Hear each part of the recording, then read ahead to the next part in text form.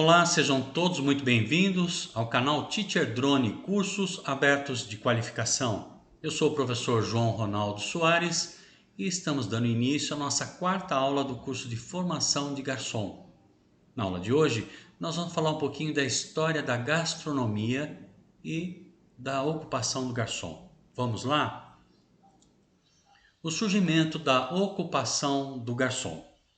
A ocupação do garçom, além de pertencer à área de turismo e hospitalidade, guarda também importante relação com outras ocupações na área de gastronomia. Sua origem está diretamente relacionada ao surgimento de restaurante e as mudanças vivenciadas pela humanidade ao longo de sua história em relação aos hábitos alimentares. Então, estamos vendo que a ocupação de garçom se confunde com a história da própria gastronomia e a origem dos restaurantes. Hoje, encontramos a ocupação do garçom como parte da área de serviços. Como vimos, o ato de servir está presente desde a antiguidade, quando o serviço era feito por escravos que serviam seus donos no ambiente doméstico e pelos proprietários e seus familiares donos das tabernas e estabelecimentos comuns do período medieval que ofereciam alimentação e a possibilidade de hospedagem para aqueles que estavam de passagem. Então, a ocupação do garçom também está ligado ao trabalho escravo e ligado também à necessidade das pessoas de encontrarem um lugar para descansar de suas viagens longas. Tá? Mesmo em dias atuais, as transformações continuam a acontecer. Um exemplo de significativa mudança nos hábitos alimentares das famílias, sobretudo nas últimas 3 décadas, foi o fato de terem passado a realizar parte das refeições diárias, especialmente o almoço, em restaurantes. E terem passado, não mais fazendo essa refeição em casa. Essa mudança está muito ligada às transformações no mercado de trabalho, principalmente com o ingresso maciço das mulheres, em particular nos anos 70 e 80 no nosso país. Então a gente vai percebendo que o incremento da área de gastronomia se deu também pela necessidade da alimentação dessa nova população que ingressou no mercado de trabalho, que é a população feminina. E aí nós temos a luta pelos direitos das mulheres no Brasil, né? Até hoje existe uma diferença salarial entre homens e mulheres ocupando a mesma posição. O século XVIII foi um marco trazendo grandes modificações para a gastronomia.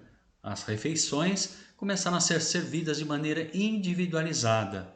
Abandonou-se o hábito de comer com as mãos. Por incrível que pareça, era assim que as pessoas comiam no século XVIII.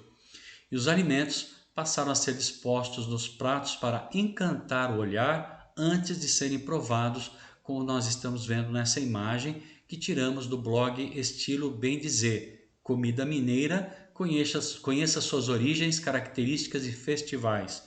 Disponível no link abaixo, em que nós acessamos em agosto de 2022. A França do século XVIII viveu um importante episódio de sua história e que todos nós conhecemos, é a famosa Revolução Francesa, representada por essa pintura, que também tiramos do blog Trabalhos para a Escola. A Revolução Francesa, também disponível no link abaixo, também acessado em agosto de 2022. Segundo alguns historiadores, ela teve início em 14 de julho de 1789, pleno século XVIII, dia que passou a ser feriado nacional na França, quando a população tomou em Paris a prisão da Bastilha, conhecida por aprisionados oponentes da monarquia. Essa revolução, cujo lema era liberdade, igualdade e fraternidade, foi responsável por profundas mudanças políticas e sociais, não só na França, mas no mundo todo, tendo importante significado no processo de transição do período feudal para o capitalismo. Um homem conhecido como Boulanger fazia o que se chamava na época, no ano de 1765, de caldos restauradores. Olha que interessante. Consommer, né? Fala-se consommer. E colocava mesas nas calçadas para servi-los. Olha que interessante. Então esse costume de mesas nas calçadas já vem do século XVIII, não é nada novo. Esse foi o primeiro restaurante semelhante aos moldes dos que temos hoje, com menu e horários fixos para servir as refeições. Estava, portanto, criado o primeiro restaurante, né? Que foi desenvolvido na Inglaterra, portanto. Então aqui nós temos o restaurante do Boule-Boeuf, à Mode, em Paris, não é Inglaterra, me desculpem, é França, um modelo de negócio difundido pela Revolução Francesa. Então nós temos uma imagem aqui que traz realmente a atualização. O primeiro restaurante inaugurado no mundo foi esse restaurante na França, né? Que quem quiser acessar pode acessar o link da revista Veja. Então, o século XVIII inaugurou o primeiro restaurante e a origem da ocupação do garçom como nós conhecemos hoje. A gastronomia passou a ser considerada, portanto, uma área que se dedica ao conhecimento das leis do estômago. Olha que interessante. Essa terminologia da antiguidade foi expandida no século XVIII para a arte de preparar alimentos, explorando sabores que podem oferecer, além, é claro, de se referir aos atos de comer e beber bem. Então, os sabores do século XVII, blog Renato Pincelli, né, disponível no link abaixo, também acessado em agosto. Os ocidentais comem com talheres, os japoneses com hashi, né? Como nós estamos vendo aqui, esses pauzinhos de madeira, que normalmente é feito de bambu. Os indígenas com as mãos, além de outros animais. No Brasil, apesar da proibição, come-se carne de tartaruga, na França, carne de cavalo, e os vietnamitas apreciam o sabor da carne de cachorro. Olha aí, gente. Então, a gente percebe que a parte de alimentação vai obedecer os costumes de cada região, né? Em vários países consomem-se diversos animais e mesmo insetos, que não são alimentos em nosso país. De fato, em gastronomia não há certo nem errado, pois esses hábitos fazem parte das características de cada cultura, da história e do desenvolvimento social que ocorreu, né? Então, quando a gente estuda a história, nós conseguimos entender o porquê dos costumes e da cultura de cada país, que está ligada também à história da gastronomia. De onde vem o gosto alimentar? Cada sociedade, em cada tempo, tem um hábito alimentar que está ligado não só ao clima e à geografia da região, como também à história dessa população. Os alimentos ingeridos têm uma história que se reflete diretamente na época em que se vive. Então, de novo, o blog Gastrônomos, História da Gastronomia, o nascimento da grande cozinha francesa, disponível no link abaixo, também acessado em agosto.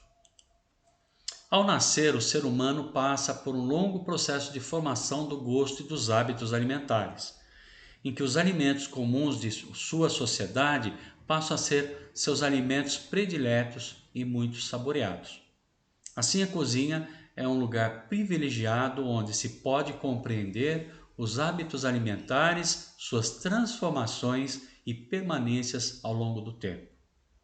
Então, a gastronomia, né, vai nos mostrar que, além de estar ligada à cultura, está ligado também à educação dos povos. Surge um novo conceito, gastronomia. A culinária, pouco a pouco, se tornou uma ciência em busca de novas técnicas e foi dando lugar ao que se chama gastronomia. Com o contínuo processo de mudança nos hábitos alimentares e o consequente surgimento do restaurante, apareceu então uma das principais figuras que possibilitam seu funcionamento, o garçom. Então, sem o garçom, os restaurantes não têm eficácia. É o garçom que faz a venda do prato, a demonstração, né? Tira o pedido, né?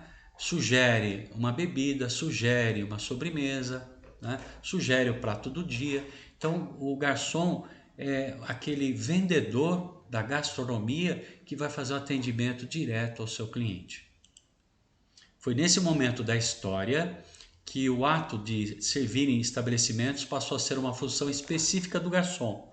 No Brasil, o surgimento dos restaurantes, em decorrência da ocupação do garçom, seguiu o ritmo da urbanização do país, com maior expansão a partir do século XIX e principalmente no século XX, com a urbanização brasileira.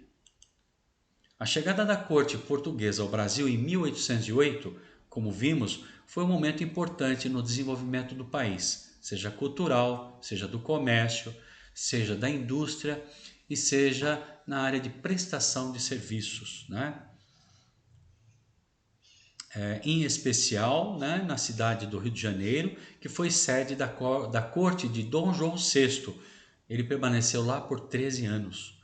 Para atender aos novos moradores e a seus hábitos europeus, houve o crescimento no número de estabelecimentos comerciais, entre eles os ligados ao ramo da alimentação, conhecidos à época como leiterias e confeitarias. Que blog Dicas de Confeitaria, história da confeitaria no Brasil e no mundo, disponível no link abaixo. Então aqui nós temos a história da confeitaria, como é que era, né, o trabalho do garçom aqui no início da colonização do país. Mas a partir do século XX, que a urbanização do país ampliou-se para além dos principais centros, aumentando o número de estabelecimentos comerciais, como restaurantes e bares, ao mesmo tempo que se expandia a ocupação do garçom no país. Então, blog Leon, né? 20 restaurantes do centro de São Paulo que você precisa conhecer. Disponível no link abaixo, também acesso em agosto de 2022. Estamos vendo aqui um restaurante famoso em São Paulo e os garçons servindo seus clientes. E o nome do garçom, da onde vem? Da onde vem essa terminologia? O nome garçom tem origem francesa. Nessa língua, o termo garçom significa rapaz ou garoto, e no Brasil foi adaptado de acordo com o sistema linguístico português, transformando-se em garçom com a letra M no final, com significado de empregado encarregado de servir as pessoas em qualquer estabelecimento comercial. Temos aqui o site, esse site é Veja Abril. O que o garçom tem a ver com garçom? Garçom com M com garçom com N. Disponível no link aqui abaixo, que vai trazer essa história pitoresca e interessante da ocupação do garçom. Mas o que é linguística, né? Estudo da linguagem e dos princípios gerais de funcionamento e evolução das línguas. Já o feminino garçom, de garçom, é garçonete. Também foi construído com base no francês, pois a terminação et é utilizada na língua francesa para compor o feminino de algumas palavras. Assim, em termos linguísticos, a denominação dessa ocupação pode ser considerada um estrangeirismo. Então, nós temos garçom para o masculino e garçonete para o feminino. As duas palavras têm origem na língua francesa e foram adaptadas na nossa língua, né? Criando-se uma nova palavra e por isso chamado de estrangeirismo, né? Uma adaptação de uma palavra para o vocábulo português. Mas você sabe o que é isso? Já ouviu falar desse termo, né? O que vem deve saber sobre estrangeirismo, né? Nós temos várias palavras, ó, pendrive, né? Blackout, software, design, shopping, são todas palavras de origem estrangeira. O uso de palavras ou de expressões estrangeiras na nossa língua é chamada de estrangeirismo. Quando a origem da palavra é o inglês, seu uso também pode ser chamado de anglicismo. Em alguns casos, conserva-se a grafia original das palavras, como em e-mail, notebook, marketing, etc., design e pendrive, ok? Há escritores e artistas brasileiros que defendem a língua portuguesa sem os chamados estrangeirismos. É o caso do pernambucano e muito sábio Ariano Suassuna, que nasceu em 1927 e faleceu em 2014. autor de Auto da Compadecida, publicado em 1955, que é contra o uso de americanismos, termos tomados do inglês estadunidense na nossa língua. Então ele é a favor de nós usarmos, né, a nossa própria língua para designar produtos que são novos. Papo de garçom. Olha que foto antiga, né? Site Diário de Notícias. Se as mulheres que trabalham nas fábricas parassem de 20 minutos, né, de trabalhar nas fábricas no tempo da guerra, perderíamos a guerra. Disponível aqui no link abaixo e também acesso em 28 de agosto de 2022. Então, para terminar um pouco de curiosidade, alguns autores contam uma história interessante que explica como a denominação garçom se consolidou. Os períodos de guerra são reconhecidamente uma época em que as mulheres e jovens precisavam trabalhar para substituir a força de trabalho masculina que se transformou em forças armadas para enfrentar o inimigo, né? Que acaba tendo de servir os exércitos, né? Então aqui as mulheres na época trabalhando nas fábricas para defender o mundo, né, do nazismo na época da Segunda Guerra Mundial. Algumas histórias informam que na França, país que participou ativamente das duas grandes guerras do século XX, a Primeira e Segunda Guerras Mundiais, muitos desses jovens encontraram na ocupação de garçom e de atendente uma possibilidade de trabalho. Assim, quando os clientes precisavam chamar a atenção desses profissionais, acabavam chamando-os por rapaz, ou seja, garçom com N. Muitos desses restaurantes e bares eram frequentados por soldados de diversas nacionalidades, que ao voltarem para o país de origem, levavam consigo essa forma de denominar esses trabalhadores, garçom.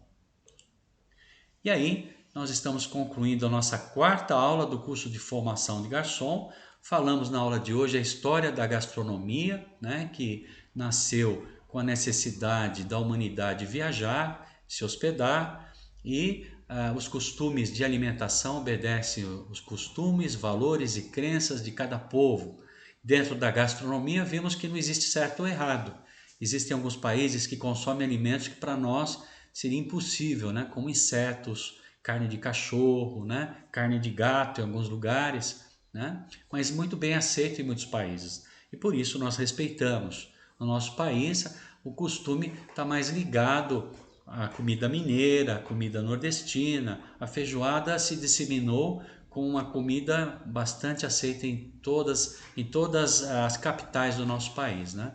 E com isso o surgimento da ocupação do garçom, vimos que a palavra garçom significa rapaz e garçonete moça, né? Termo que se consolidou a partir do francês e foi adaptado à nossa língua, chamado isso de estrangeirismo. Espero que vocês tenham gostado da aula de hoje e nós vamos continuando com o nosso curso de formação de garçom. Muito obrigado e até o próximo encontro. Tchau, tchau.